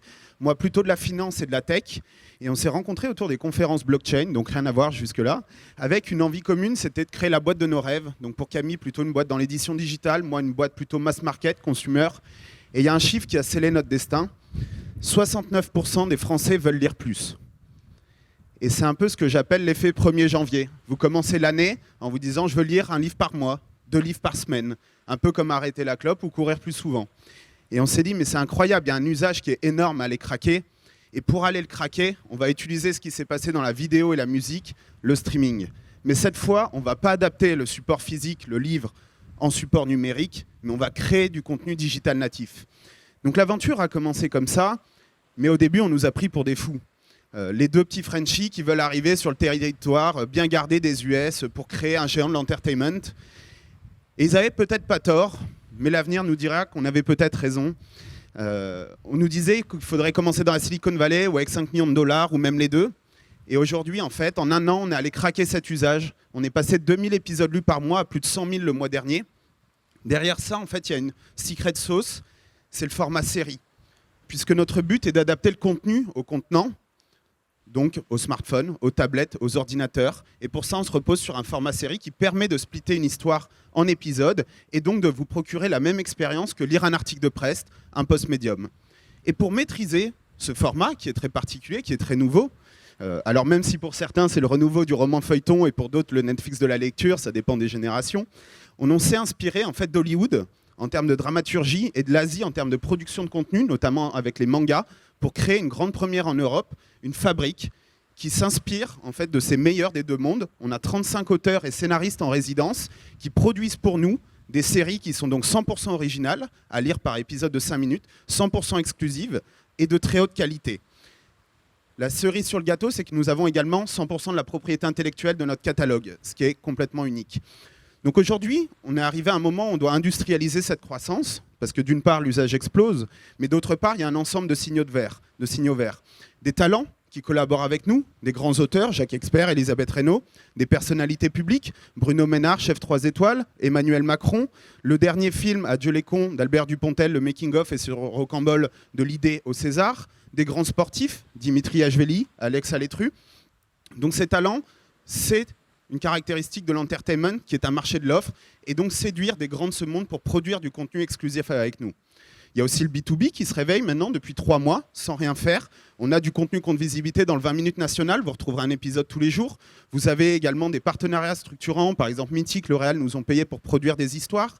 Nous avons des distributeurs, donc des discussions en cours avec des néobanques, avec des assurances, avec des grandes entreprises de retail. Et nous avons une caractéristique qui est très spécifique. Dans la culture, produire une série audiovisuelle coûte en moyenne 15 millions d'euros. Produire un podcast de fiction dont vous aurez la propriété va coûter à peu près 100 000 euros. Produire une série Rocambole, c'est entre 600 et 800 euros. Ça coûte donc 10 000 fois moins cher et pourtant la valeur perçue a un simple ratio de 2. Vous payez 10 euros Netflix, la plupart des plateformes de streaming sur la lecture, c'est 5 euros par mois. C'est notamment ce qui a séduit Serge Hayat, le financier du cinéma français, de nous rejoindre dans l'aventure. Donc aujourd'hui, on va avoir un business model qui est très simple, B2B par abonnement, B2C par abonnement ou B2B avec de la vente de data, de la vente de plateformes as a service, de la vente de distribution, de contenu compte visibilité, etc. Donc aujourd'hui, il y a aussi ce time to market qui est exceptionnel. On a des concurrents en Asie qui se sont lancés il y a 5 ans, filiale de Tencent, financée à plus de 300 millions de dollars, 70 millions de daily active users. Ils font plus ou prou la même chose que nous. Ça a donné naissance à un concurrent aux US qui vient de se faire acheter un demi-milliard il y a 3 semaines. Donc aujourd'hui, dans le monde, il n'existe plus une seule plateforme de lecture en streaming qui ne soit pas asiatique.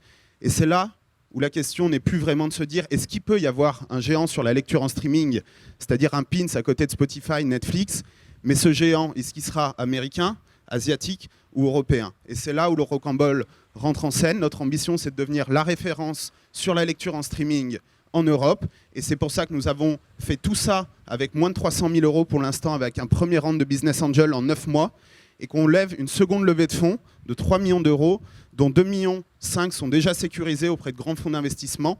Et l'expérience nous a montré par le passé que les Business Angels apportent bien plus que de l'argent. Et donc c'est pour ça qu'on garde un slot de 500 000 euros pour se permettre de rencontrer des gens exceptionnels pour nous accompagner dans cette aventure exceptionnelle. Merci à tous. Merci beaucoup François. C'est les podcasts de la lecture, quelque part. Moi j'ai plutôt tendance à dire que Netflix c'est le Rocambole de la vidéo.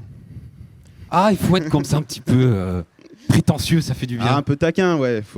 Si tu avais une histoire, toi, ton histoire favorite dans Rocambole, laquelle tu conseillerais? Je vous conseillerais Invisible. Le pitch, c'est donc, on parlait de banques privées tout à l'heure, des banques privées qui gèrent les célébrités. Et l'assistante, qui est donc invisible aux yeux des célébrités, se rend compte que la plupart des influenceurs mentent à leur communauté. Et donc, elle va entreprendre finalement de révéler la vérité et vous emmener finalement dans une évolution plutôt noire qui ne vous laissera probablement pas indifférent. C'est une série qui a été numéro 1 sur la plateforme pendant plus de 2 mois, sans aucune publicité, et qu'on espère peut-être adapter prochainement, puisqu'on sera au Festival de Cannes pour présenter notre catalogue à plus d'une quinzaine de producteurs, pour potentiellement en faire une série ou un film. Merci beaucoup François. Et bonne chance pour Rocambole, ça s'anime par là. Ça sent l'apéro qui arrive, tout ça. Jean-Baptiste Cérizia. Tiens, c'est la fête au Jean-Baptiste aujourd'hui. Bonne fête, on peut dire bonne fête à Jean-Baptiste. C'est la Saint-Jean. Tu viens nous présenter une nouvelle façon d'aborder la formation continue à travers des simulations pédagogiques. Ta start-up s'appelle Simero Formation. Exactement. On est bon. 5 minutes pour toi. C'est parfait. Merci beaucoup. Bonjour à toutes et à tous. Je vous remercie de m'accueillir. Je viens de Lyon et je suis ravi de pouvoir bénéficier de ce cadre pour prendre la parole. Et je suis ravi aussi d'être parmi des entrepreneurs ce soir, forcément la soirée qui veut ça. Parmi des entrepreneurs qui ont réussi, parmi des entrepreneurs qui débutent et qui vont réussir. Et puis probablement, pour un tiers d'entre vous, parmi aussi des embryons d'entrepreneurs qui ne savent pas encore qu'ils vont devenir entrepreneurs ou qu'ils souhaitent le devenir.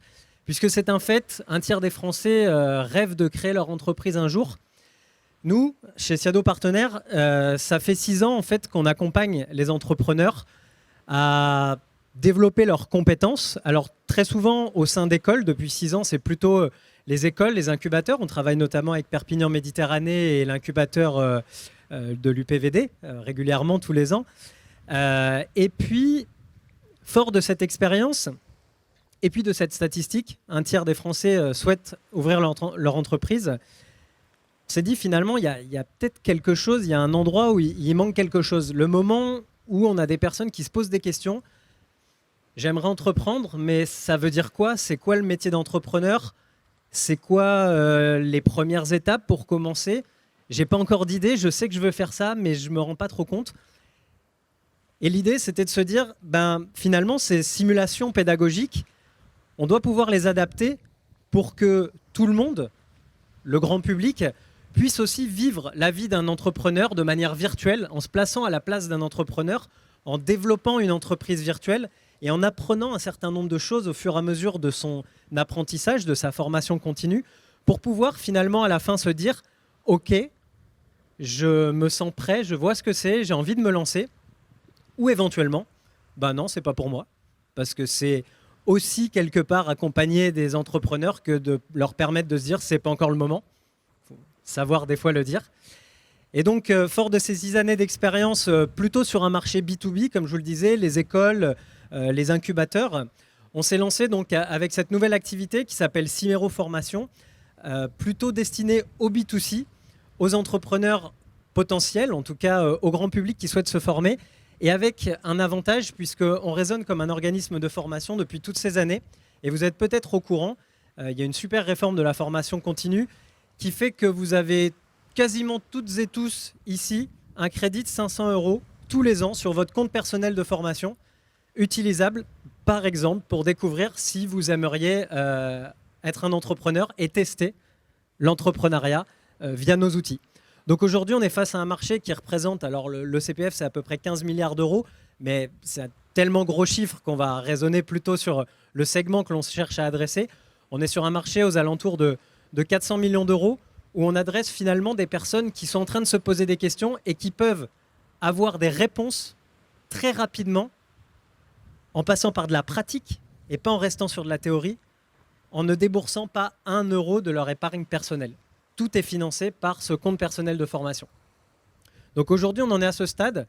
Notre activité B2B génère l'année dernière 800 000 € de chiffre d'affaires. Ça fait 9 mois qu'on travaille sur l'accélération, sur l'activité B2C. Et donc aujourd'hui, on est en recherche de l'équivalent d'1,2 million en equity. On a déjà BPI qui est dans les starting blocks sur des prêts d'amorçage et autres.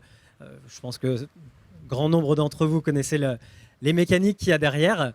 Et donc voilà, j'ai le plaisir de vous présenter ce projet aujourd'hui, ses potentiels. Là où on en est, on a une traction qui se dessine plutôt bien, puisque sur les 9 derniers mois, on a capté un peu plus de 1000 embryons d'entrepreneurs, comme je le disais, de personnes qui souhaitent s'essayer à l'entrepreneuriat. Voilà, on a déjà des très bons retours sur ce marché-là à analyser pour faire améliorer tout ça. Merci beaucoup. Merci beaucoup Jean-Baptiste Cerizia. Qu'est-ce qui manque aujourd'hui? Qu'est-ce qui manquerait?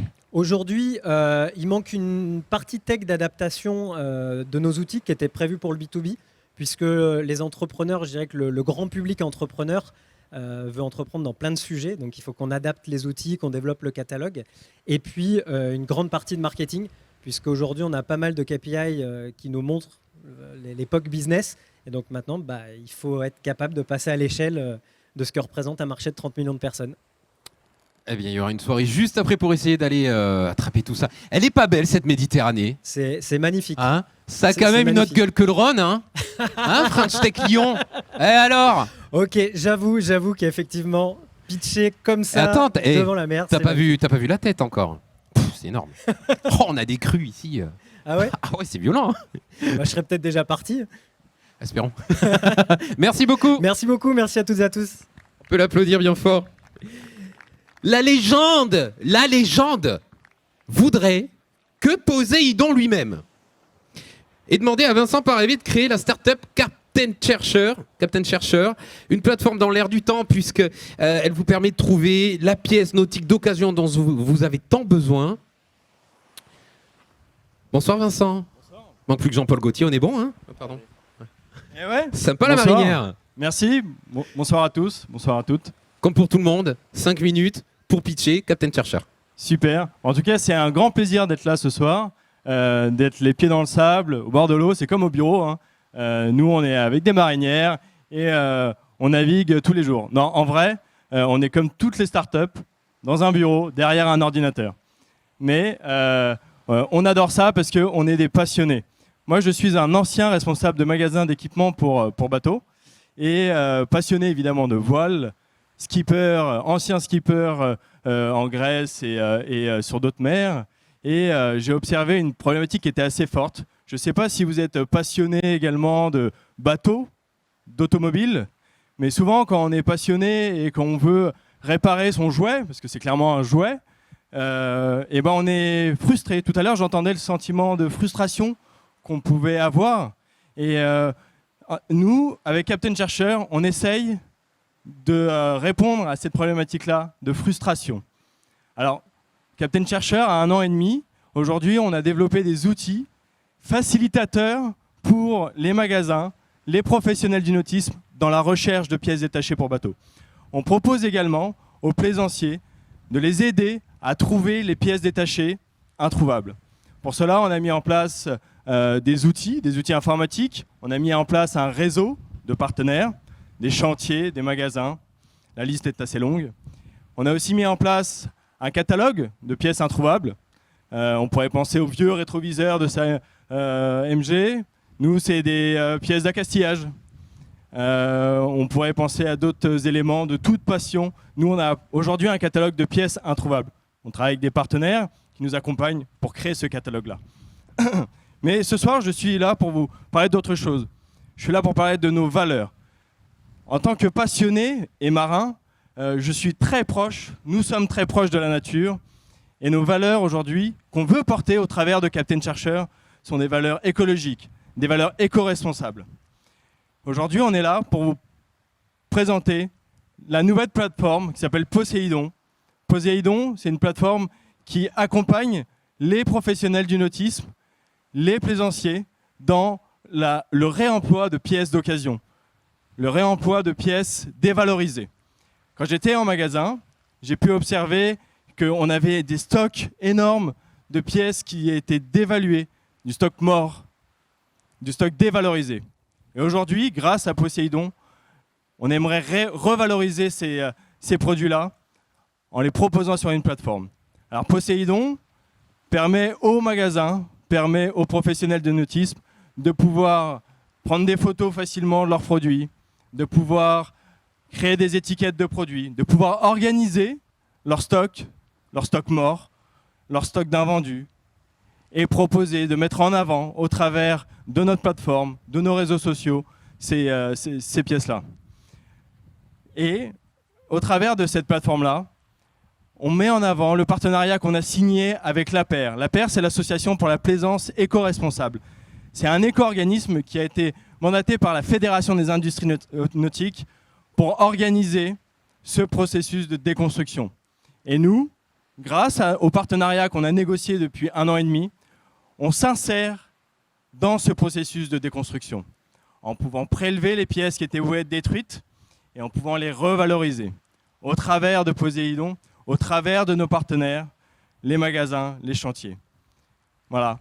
Captain Chercheur a une volonté de répondre à ce besoin de naviguer, à une volonté également d'enlever ce sentiment de frustration en trouvant des solutions, en apportant des solutions aux professionnels du nautisme, en apportant des solutions aux plaisanciers, tout en mettant, en mettant en valeur nos valeurs principales qui sont l'éco-responsabilité et l'écologie. Voilà.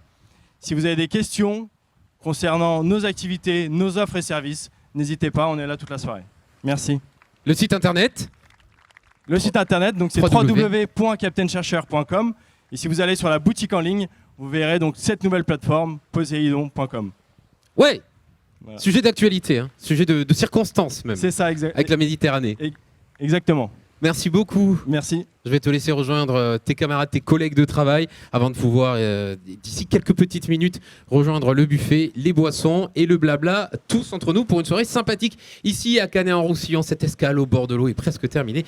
Mais avant ça, Christina a déjà validé notre prochain et dernier pitch. CX Air Dynamics a créé le nouveau pantalon airbag destiné à la protection des membres inférieurs, des motards entre autres.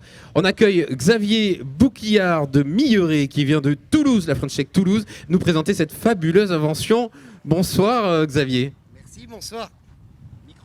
Micro, merci. Je vais vous laisser Bonsoir à tous. présenter votre produit avant la fin pour moi. Pour toi, oui. Merci, bonsoir à tous. Donc, le produit que je vais vous présenter n'a rien à voir avec mon passé professionnel puisque je suis issu du monde du redressement d'entreprise. J'aide des entreprises en difficulté à se restructurer et je soutiens leurs intérêts à la barre du tribunal de commerce comme il se doit. 2016, alors c'est une histoire très simple en fait. 2016, je passe mon permis moto. 4 mois après, j'achète un gros cube bien sûr, 4 mois après, accidenté avec 17 fractures. Et là, je me pose la question, comment se fait-il que les membres inférieurs des motards, en l'occurrence, ne soient pas protégés comme il se doit?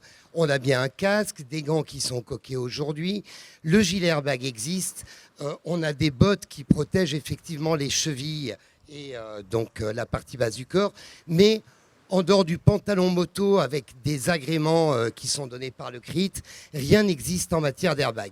Je me pose donc la question pendant ma convalescence et je me dis il y a quelque chose à faire.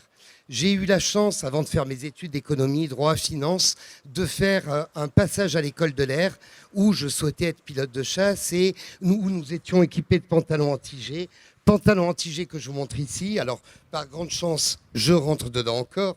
Mais c'est un pantalon, en fait, un surpantalon qui se met par-dessus votre tenue de vol et qui gonfle et qui permet, je dirais, aux pilotes de garder, en gonflant, une partie de sang suffisante sur la partie haute du corps pour garder la pleine conscience et la maîtrise de ses actes. Je relie donc ces deux technologies, donc issues donc, de l'armée de l'air, et le problème effectif de manque de protection des membres inférieurs. À partir de là, études antériorité, dépôt de brevet français, dépôt que nous obtenons en suivant.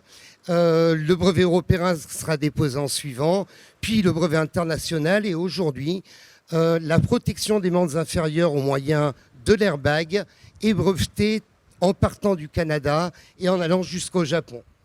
À partir de là, reste à concevoir le produit. Il faudra plus de 3 ans de recherche et développement pour obtenir un pantalon airbag qui peut effectivement faire office de surpantalon et qui sera agréé par le CRIT il y a tout juste 10 jours. Nous avons développé donc 5 tailles de pantalons destinés à la protection des membres inférieurs et nous avons cherché effectivement des matériaux premium. C'est-à-dire que nous avons travaillé le pantalon en cordura qui est un tissu qui résiste à l'abrasion et au déchirement. On l'a équipé effectivement de poron, qui est un matériau à absorbeur de choc et mémoire de forme. Il est également équipé d'airbag. Donc vous avez le pantalon qui vient d'être agréé comme élément de protection individuelle par le CRIT il y a une quinzaine de jours, qui est développé en 5 tailles et qui va être commercialisé dans les jours prochains. Aujourd'hui, nous sommes en phase de croissance, bien évidemment. On a besoin de sourcer du personnel. On a besoin effectivement aussi de financer notre production, raison pour laquelle nous faisons une levée de fonds de 2 millions d'euros. Une première partie de cette levée est en train de se boucler dans les jours prochains, mais nous recherchons effectivement des investisseurs pour financer le développement de ce produit qui est déjà demandé aujourd'hui à l'international. Une campagne crowdfunding a été lancée qui a eu 187% de réussite et aujourd'hui nous sommes en phase de lancement de la production.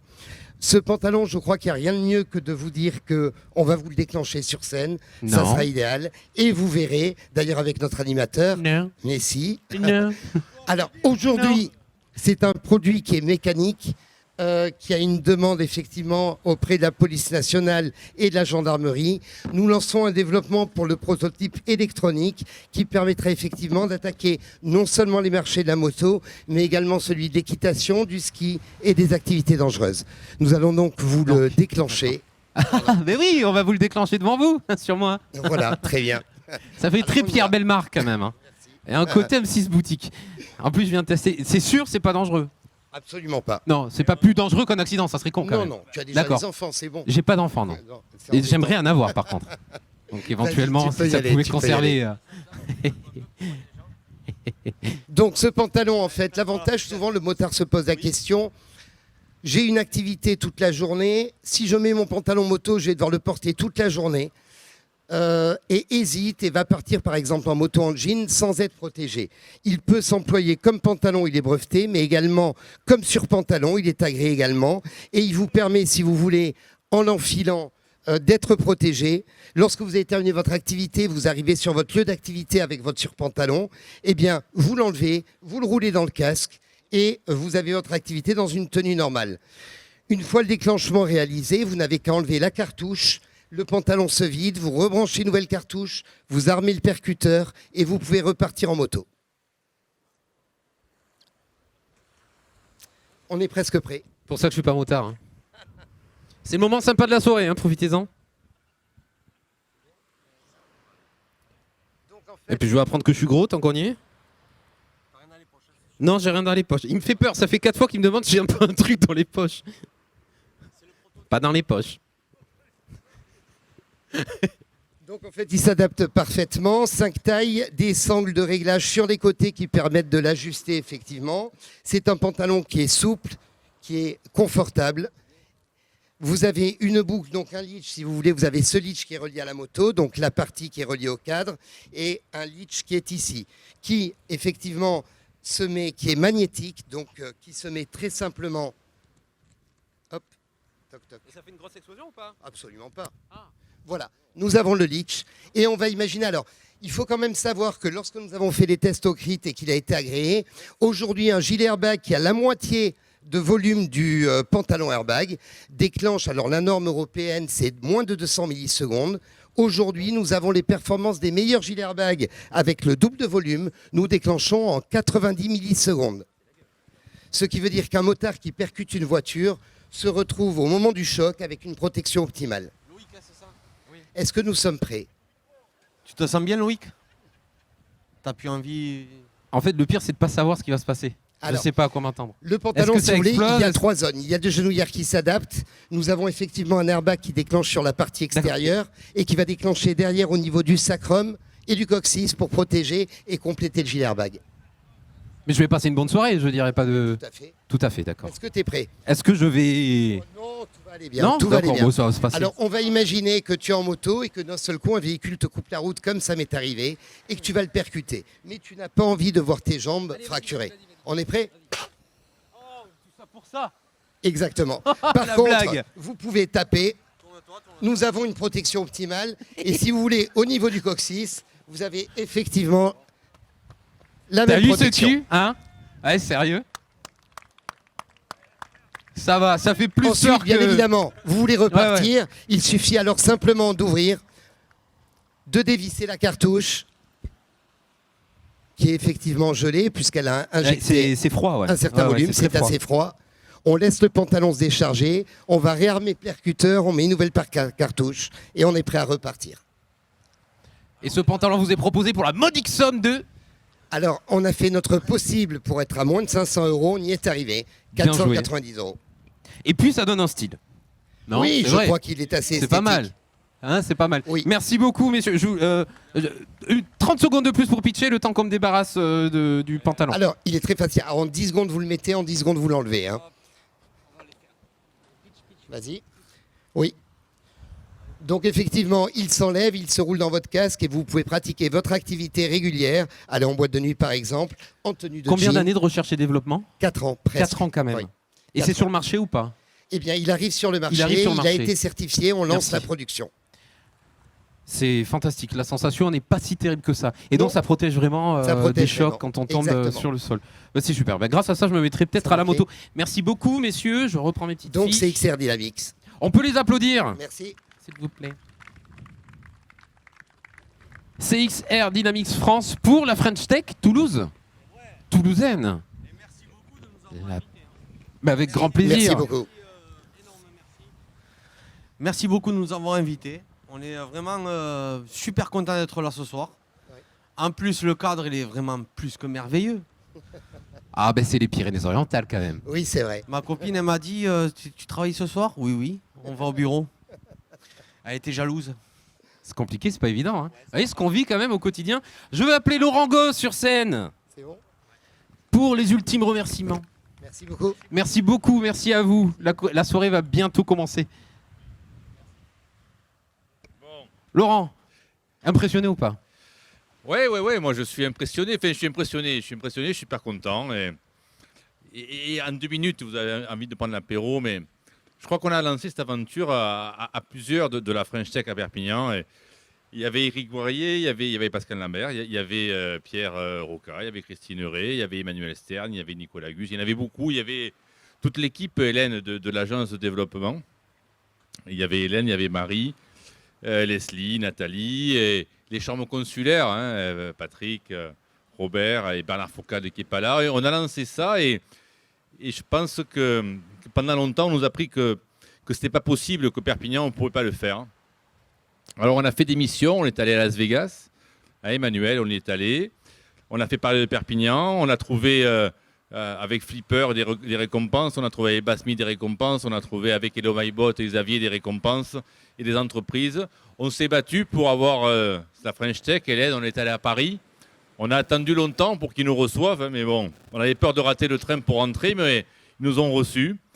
Et Emmanuel, on a attendu Kate Berlogan aussi longtemps à Barcelone pour le For We For House. Et il faisait froid, on a attendu qu'elle sorte. On l'a branché sur Perpignan, on a dit qu'elle accompagnerait. Puis après, un jour, on nous a appelés, on l'a eu. Et je crois que moi, je suis super fier parce que c'est pas moi, hein, c'est l'ensemble, c'est un collectif. Et quand je vois le dynamisme, d'un côté, c'est tout ce que j'aime pour le département. C'est d'avoir de l'ambition, c'est de mettre le digital, le numérique à l'honneur. Et c'est d'accueillir toutes les French Tech qui sont là ce soir. De faire rayonner Perpignan et de faire voir que Perpignan, c'est une terre d'accueil et une terre où on peut investir et une terre où on accueille les gens à bras ouverts et qu'on a toujours fait comme ça. On est allé à Las Vegas, Emmanuel et Hélène, avec Jalil Ben Albia, qui sera, je pense, demain notre interlocuteur à la région. Et on l'a amené dans tous nos déplacements. On est allé à Barcelone, on est allé à Madrid. On a essayé de faire rayonner tout ce qu'on pouvait et vraiment super fier que aux côtés d'Emmanuel, avec Nicolas, avec Jean-Baptiste, avec Xavier, avec toute l'équipe, je vais en oublier tout un tas. Eh bien, franchement, vous faites honneur à Perpignan, vous faites honneur à ce qu'on a fait. Et moi qui ai essayé de vous accompagner, franchement, vous ne pouvez pas me faire plus plaisir que de faire ça. Les derniers pitchs qu'on avait fait, c'était dans un train, et ça bougeait un peu plus. Mais franchement, le faire comme ça, dans ce cadre-là, ça fait rêver. Et continuez à nous faire rêver. Et en tant qu'élu, avec Guy Albalat et Robert Villa qui était là, et Jean-Marc Pujol qui nous a accompagnés, et tous les élus, Guy, qui nous suivent, on sera content de continuer à faire ce qu'on peut pour vous aider à grandir. Je sais que vous avez l'envie, vous avez le talent. Puis nous, comme au rugby, on sera derrière, on poussera. Vous pouvez compter. Bonne soirée à tous. Merci. Merci beaucoup Laurent Gosse, vice-président Perpignan Méditerranée Métropole. C'est ça les valeurs de la French Tech, au final. On vient de les... C'est ça et l'apéro. C'est ça et l'apéro. Ah, il a tout compris. Avant de vous dire au revoir, déjà, on va dire un grand bravo aux 12 pitchers qui sont passés sur cette scène. Et j'ai le plaisir quand même, d'accueillir sur cette scène un leader inspirant. Leader d'un TWU, le leader numérique Wave. Entre autres, bien sûr, c'est Nicolas Gus qui va me rejoindre sur cette scène parce qu'il y a quand même pas mal de remerciements à faire ce soir. Oui, bien sûr, il y a la French Tech de France, il y a PMM, il y a l'ADE, il y a PRI, il y a tout ça. Et il y a aussi Nicolas, toutes ces équipes qui ont travaillé rapidement et très bien pour mettre en place cet événement au pied levé ici à Canin-Roussillon. Nicolas, merci. Merci beaucoup. Moi, je vais de suite appeler tous les bénévoles qui se sont investis comme des fous avec moi sur cet événement pour qu'il ait lieu. Donc voilà, Cyril, Émilie, Aurélie, Bernadette, Jean-Baptiste, Bruno, et je sais pas, j'en ai peut-être même oublié. Vous savez tous que vous devez venir et j'ai besoin de vous. Ne me laissez absolument pas tout seul, je vous veux dessus. Alors on nous rejoint sur scène, l'apéro est pas loin. C'est grâce à vous qu'on a pu le faire, merci beaucoup. Et ça a été un travail de toute une équipe qui s'est investie, qui s'est mobilisée. C'est tout un écosystème French Tech et bravo. Et puis JB a des petites nouvelles à nous annoncer, alors je vais lui passer le micro. Non, juste on vous donne de suite rendez-vous pour l'année prochaine, pour le même événement, si ce n'est peut-être encore un peu plus gros. Et je crois qu'on a parlé de jeux, non? C'est ça, de jeux de pitch. Donc on vous prévoit quelque chose pour l'année prochaine qui sera sûrement les mêmes dates, les mêmes périodes, mais la French Tech Perpignan va avoir une année avec beaucoup d'événements. Toutes les startups de Perpignan ou entreprises qui ne sont pas encore adhérentes, venez nous rejoindre. Il y a plein de choses et c'est une association, donc sans membres et sans bénévoles, on ne peut pas faire grand-chose. Donc joignez-nous à nous et on va faire de belles choses ensemble. Et donc du coup, il fallait que j'oublie quelqu'un. Et j'ai oublié quelqu'un qui ne s'est pas manifesté, c'est pas normal. Leslie, où es-tu ? Leslie, tu t'es caché, c'était pas cool. On t'attend sur scène, Leslie. On ne partira pas si tu ne viens pas. Merci beaucoup à Leslie qui est là depuis le début et qui nous soutient au travers de l'Agence de développement économique et de Perpignan Méditerranée Métropole, qui est notre community lead, qui est notre inspiratrice, qui est notre liant, notre tout ce que tu veux, notre rayon de soleil, et qui en plus va pas tarder à lancer une start-up. Donc on espère qu'elle pitchera l'année prochaine. Merci pour à tous. Leslie, hip hip. Hip hip hip. Ah ouais, bah ouais. Merci à tous, on se retrouve dans le club et passez une très bonne soirée et bravo à tous et merci beaucoup.